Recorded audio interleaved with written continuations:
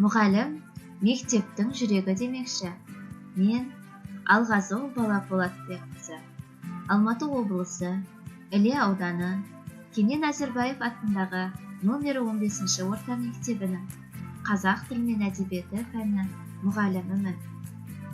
Адам қанша жыл өмір сүрсе де, қандай іспен айналысса да, өмірдегі ең ұмытылмас сәттерін мектеп қабырғасында өткізері хақ. Мектеп білім айдынындағы алып кеме. Осы кемеде 11 жыл уақытты әрбір бала өткізеді.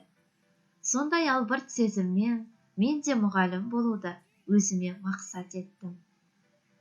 Бала жүрегінің кішкентай күйсандығын ашу, өмірге бейімдеу қазіргі мұғалімге қойылар үлкен талап. Бүгінгі педагог үнемі ізденіс үстінде болып, өзінің қызметінің нәтижесін саналы ұрпақ тәрбиелеуге бағыттауы тиіс. Менің жүрегімнің мектебі өз отанын, туған жерін сүйетін, елжанды, саналы ұрпақ тәрбиелеуге негізделген. Заманауи талаптарға сай жабдықталған, әлемдік бәсекеге қабілетті, жоғарғы деңгейде сапалы білім беретін мектебіме мен де өзімнің жүрегімнің бір бөлігін бердім.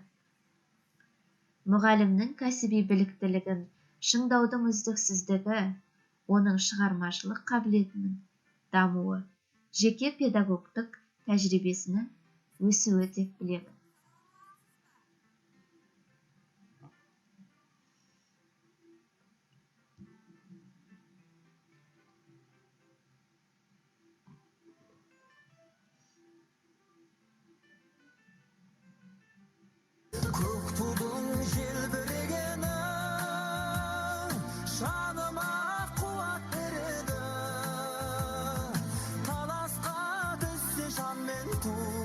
Шан емес маған керегі, көк тудың желбірегені.